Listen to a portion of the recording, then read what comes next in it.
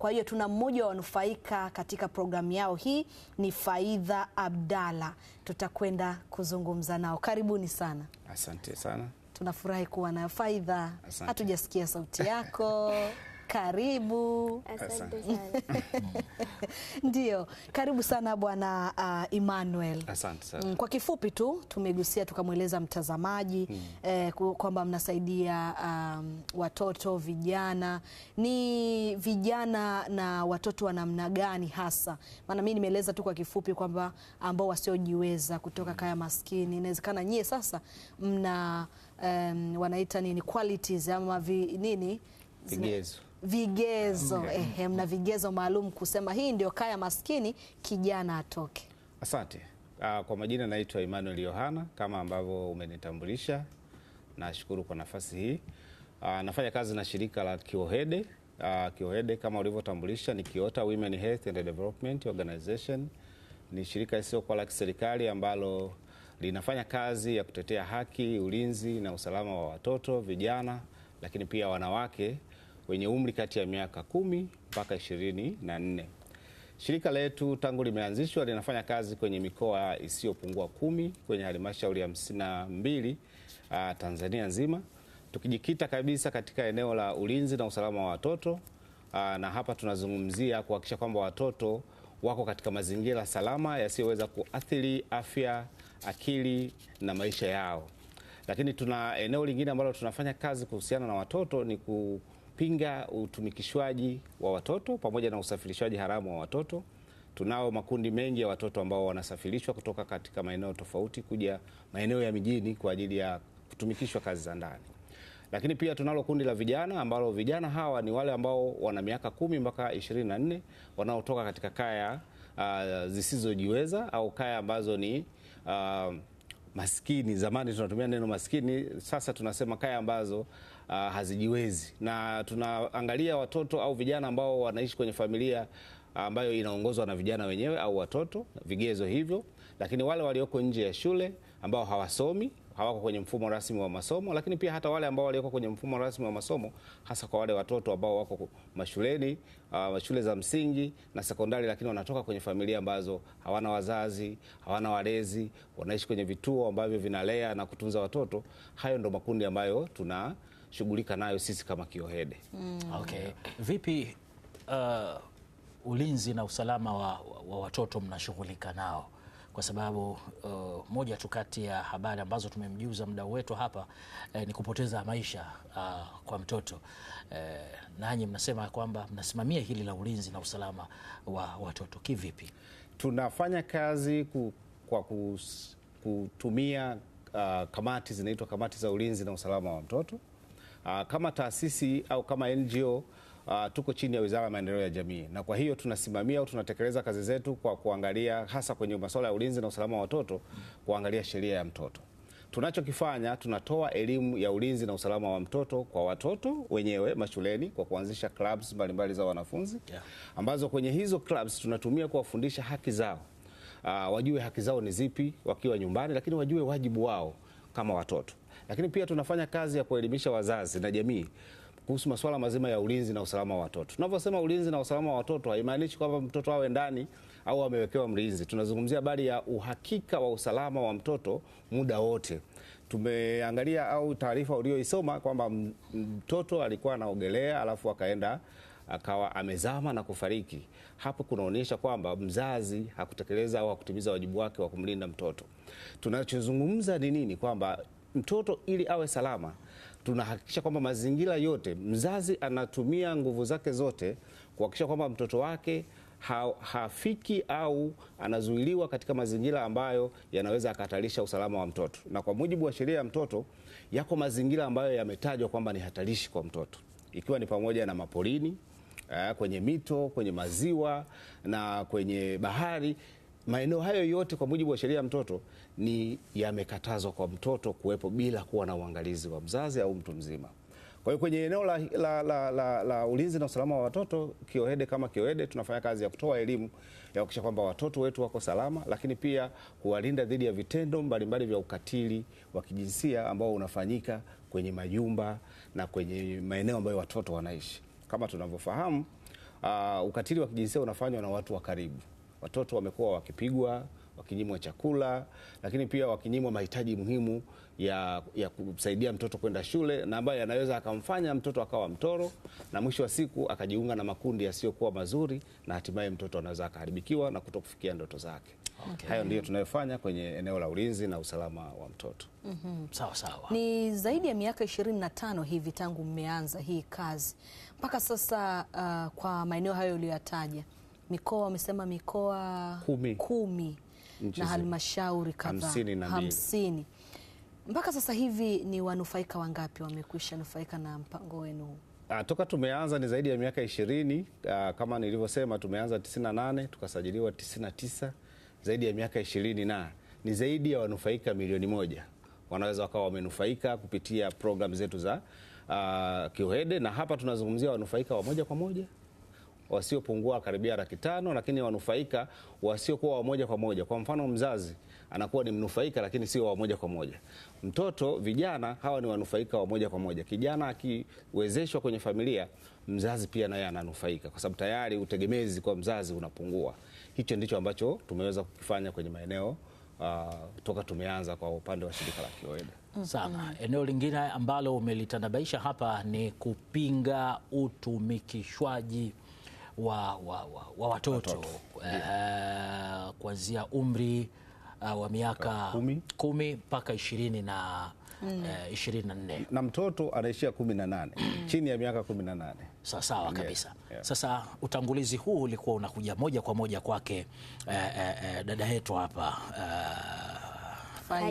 Faidha, dada Faidha, kwa sababu mimi naamini kama msingelizingatia hilo, pengine leo hii Faidha asingekuwa shuhuda kutoka KIUHEDE leo. Lakini kwa kuanza tu, Faidha, tuambie ulifikaje KIUHEDE? Yaani kufika KIUHEDE tumefikaje mpaka sasa hivi nimenufaika. Tulikuwa tunafuatwa na serikali za mtaa, kiongozi wa serikali za mtaa na promoter ambao mwamshaji wa vijana. Ndio. Tunaitwa, napita, ni anakuwa promoter na kiongozi wa serikali za mitaa.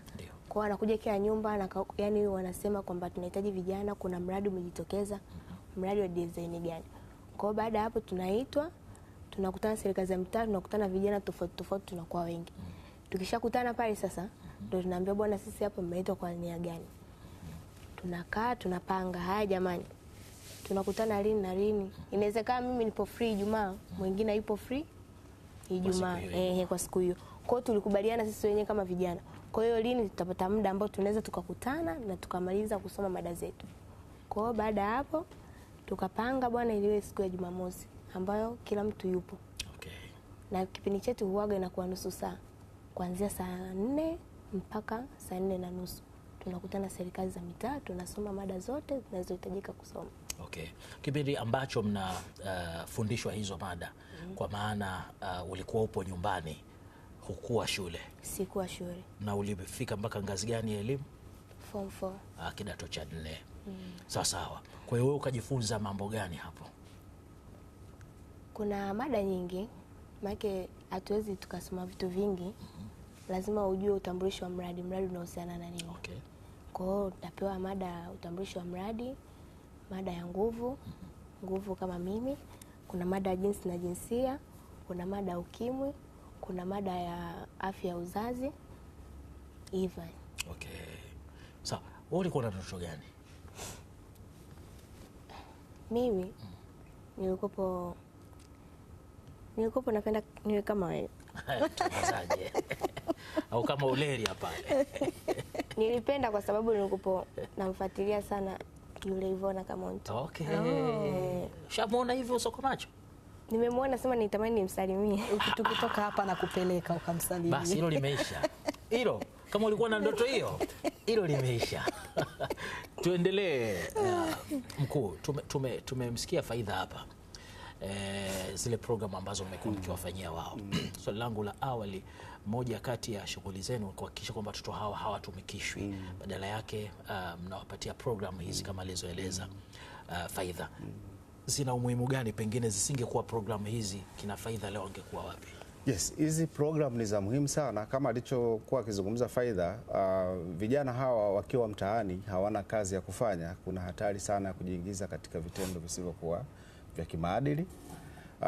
Sasa kupitia miradi mbalimbali tunayoifanya na hasa kupitia mradi ambao akina Faida wamenufaika nao, mradi wa Ahadi ambao wenyewe unalenga kumwezesha kijana kupata elimu ya afya ya uzazi, lakini pia kumwezesha kiuchumi, ambapo vijana hawa walikuwa mtaani hawana kazi yoyote ya kufanya, wakatambulika kupitia serikali za mtaa, na baada ya hapo walipewa mafunzo ya awali kama alivyosema, mada mbalimbali walifundishwa kujiamini, kujua nguvu walionayo, kwa sababu kuna baadhi ya vijana hawaelewi kwamba yeye mwenyewe kuna kitu anaweza akafanya kikamfanya aweze kupata maendeleo fulani. Lakini masuala ya jinsi na jinsia, kumekuwepo na mila na desturi ambazo zinasema kazi fulani ni kazi ya vijana wa kiume, kazi fulani ni kazi za vijana wa kike. Lakini kupitia mada hizo walizofundishwa, hawa mabinti na vijana wengine ambao wako ni sehemu ya wanufaika wa mradi wetu, wameweza kuopti kufanya kazi ambazo zimekuwa zikichukuliwa kama kazi za vijana wa kiume. Kwa mfano, kupitia mradi ambao akina Faida wamenufaika, mradi wa Ahadi, vijana kupitia hiyo program ya kuwezesha kiuchumi, tunawapa mafunzo ya ufundi stadi. Na katika mafunzo ya ufundi stadi tunao vijana wengi wa kiume ambao wamesomea mapishi, ambako nyuma huko ulikuwa na mtazamo kwamba mapishi ni kazi ya kina mama. Lakini tunao wanafunzi karibia 20 wa kike wamesomea udereva, kozi ya udereva, na ni madereva sasa hivi. Kwa hiyo pia nayo inatupa picha kwamba ile mada ya jinsi na jinsia, kwamba naweza nikafanya kazi ambayo mimi pia naweza kuifanya kama anavyoweza kufanya kijana wa kiume, imewasaidia kwa namna moja au nyingine. Lakini kuna vijana ambao tumewawezesha kupata mafunzo ya kazi mbalimbali ambao tayari kwa kipindi cha mwaka uliopita jumla ya vijana 273 wamewezeshwa mafunzo, lakini 137 wameunganishwa na ajira, ambazo ajira zile sasa zinawasaidia kupata kipato. Hauwezi kuwakuta tena mtaani wamekaa kama ilivyokuwa zamani, ambavyo swali lako lilikuwa unakuja kama isingekuwa hiyo program, laiti wangekuwa wanafanya nini? Wangekuwa wako mtaani na wangekuwa wanajihusisha na vitendo visivyokuwa vya kimaadili, na wengine wanaweza wakajikuta kwamba wamejihusisha masuala ya mahusiano, ngono na zizembe, na kupelekea masuala ya mimba na ndoa zisizokuwa na utaratibu. Na KIOEDE tumekuwa tukipinga sana masuala ya mimba na ndoa za utotoni.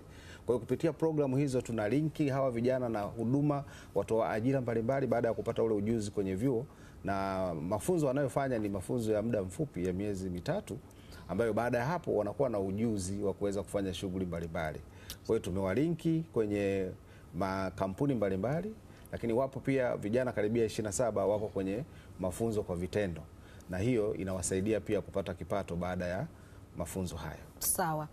Kwa pale mwanzoni umesema kwamba na kwa mujibu wa maelezo, KIOEDE pia inasaidia vijana hawa kufikia ndoto zao. Faida amesema alitamani kuwa mtangazaji na sasa yuko KIOEDE, amenufaika na nyie. Ndoto tunayoisema hiyo ambayo mnamsaidia kufikia ni ile aliyoitamani, ama ni kumsaidia yeye tu kufika hatua fulani ya maisha badala ya kukaa mtu mtaani? Yani kama Faida leo sasa mnamsaidia awe mwandishi wa habari. Lengo ni kumsaidia kutimiza ndoto zake. Na alivyokuja kila mmoja alisema anataka kufanya nini. Lakini katika kile chuo ambacho sasa sisi tulikuwa tunaweza kuwapeleka kupata mafunzo, ile kozi ambayo yeye alikuwa na ndoto yake haitolewi pale, na akaopti kufanya kozi nyingine ambayo kimsingi tunavyoongea na Faida anasema kwamba bado ndoto yangu ya uandishi wa habari ni lazima iweze kufanyaje? Kutimia. Lazima awe Ivona Kamuntu. Lazima awe Ivona Kamuntu. Na tulivyokuwa tukiingia pale alimuona pia yule baba yule mtangazaji alitoka Star TV, Barwan, akasema nilikuwa namfuatilia sana Ivona na Barwan. Nimemuona yule baba, nitamani nimsalimie, lakini hata kwa Ivona iko hivyo. Sasa tunachofanya ni nini? Kwamba alisomea yeye kozi ya saluni, na sasa tumemwezesha yeye sasa hivi ni trainer wa wanafunzi wengine. Anapata kipato, lakini kupitia kipato kile sasa ndoto yake ya kuweza kuwa mwandishi wa habari anaweza akalipa chuo akaanza kufanya mafunzo yale ya uandishi wa habari, ambayo imekuwa ni ndoto yake ya muda mrefu. Na ndicho nilichoona tunazungumza naye kwamba ndoto yako isife, kwa sababu tayari kupitia hii uliyosoma saluni unaweza ukaiendesha kwa kutumia watu wengine, na wewe pia ukafanya program zingine. Sasa usimsemee sana Faida, mwenyewe yupo hapa. Program ambazo umezipata, japokuwa bado ndoto yako iko pale pale, program ambazo umezipata Kiwohede zimekufikisha wapi, kwa maana ya kwamba umefanikiwa kwa kiasi gani kwa wewe kuwepo Kiwohede? Nimefanikiwa kwa kiasi kikubwa sana tena zaidi ya sana. Sababu gani? Kipindi tunaenda chuo uchague kozi, wengi sana wasichana tulikimbilia kwenye mambo ya kula, upishi. Akasema twende huku tunapika tunakula. Sasa ukiangalia huku nyuma tulifundishwa kujitambua, mimi nani, yani nifanye nini kwa wakati gani. Kwa tulipewa muda kujifikiria sisi kama sisi. Kwa nilivyokaa nikasema nitakula, nikirudi nyumbani nitafanya nini? Kwa nilivyofikiria nikaona hapana, mimi bora ninge saluni. Ingawa alikuwa anasema uko utafinywa, utaumia, lakini nilikuwa sijui hata kushika nywele. Lakini baada ya kuchagua ile kozi nikafanikiwa, nikamaliza ni kozi, nikarudi nyumbani. Baada ya kurudi nyumbani, make tulifundishwa aje mambo ya uchumi. Ndio. Kwa hiyo tulirudi nyumbani nikasema sasa watu watajuaje mimi najua kusuka? Nikamchukua mama nikanunua rasta zangu. Bwana wewe. Ukamwambia mama kaa chini hapa, nikusuke ili utakapopita barabarani mtu akikuuliza kakusuka nani, binti yangu. Kwa kupitia mama akawa anakuja watu, nikawa nalipo yani kiasi kidogo. Mtu anaweza kusuka hata nywele za shilingi 30, lakini mtu anaweza kupa za 2000. Kunywa soda mdogo wangu. Kwa kupitia vile nilivyojitolea sana, maana kujitolea ni kitu kizuri. Kwa nilivyojitolea, kuna mmoja akaniona, akasema mbona uende saluni pale? Kwa hiyo nilivyoenda saluni nikawa najishughulisha na mambo ya saluni. Sema bahati mbaya kuna tatizo bosi lilitokea. Kwa hiyo nikarudi nyumbani. Kurudi nyumbani nikakaa Kiwohede, wakanipigia simu, wakaniajiri niwe nawafundisha wenzangu kusuka. Mpaka sasa hivi nipo ndani ya mwaka mzima nawafundisha wenzangu. Mkufunzi wa ususi Kiwohede. Mwalimu, hongereni sana. Wanajivunia tunda lao, tunda limerudi eneo lake. Sasa Faida, kuna kijana anaweza akawa wa kike au wa kiume anakutazama kwa sasa hivi, amefurahishwa na hatua uliofikia na yeye anatamani kufikia ndoto zake. Huenda hatokei mazingira magumu kwamba lazima afike Kiwohede, lakini hajiamini tu kwamba anaweza, inawezekana hata familia ina uwezo kiuchumi, lakini hajiamini afanye nini ili afikie zile ndoto zake. Wewe unamshauri nini? Cha kumshauri, yani tuseme yani imani, sijui ndo juhudi. Kama mimi nilivyosema kwamba natamani niwe kama wewe, ila kupitia ile kazi yangu saloni najiwekeza ila ada, ili mradi niweze kufikia lengo. Kwa cha msingi yani aamini au amshawishi mzazi wake kama anaweza kumuelewa kwamba kitu fulani nakipenda, yani asikikatie tamaa. Maana kama mimi ningefuatisha wenzangu kwamba twende upishi, mimi natumani singefika paka sasa hivi kwamba nalipo. Ningerudi nyumbani sijui kupika, yani ndio nishajua kupika na kula naenda wapi. Kidogo saluni vile nimesuka.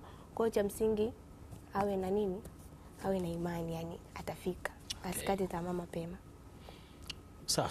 Emmanuel, ni wadau gani ambao mnashirikiana katika kuwezesha makundi haya sasa kujitambua na kuwawezesha pia kielimu na maisha ya kujitegemea?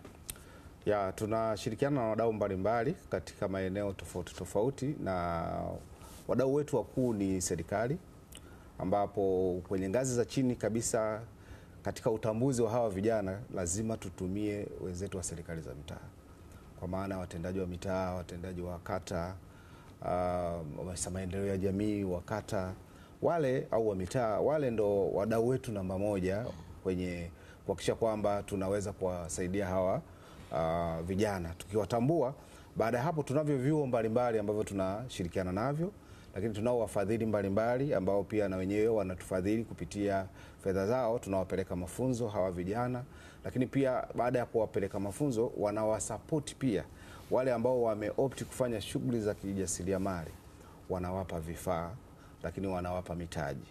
Vijana hao wanapewa mitaji, ambayo mitaji ile inatokana na mapendekezo au maandiko ya biashara ambayo wanayaandaa.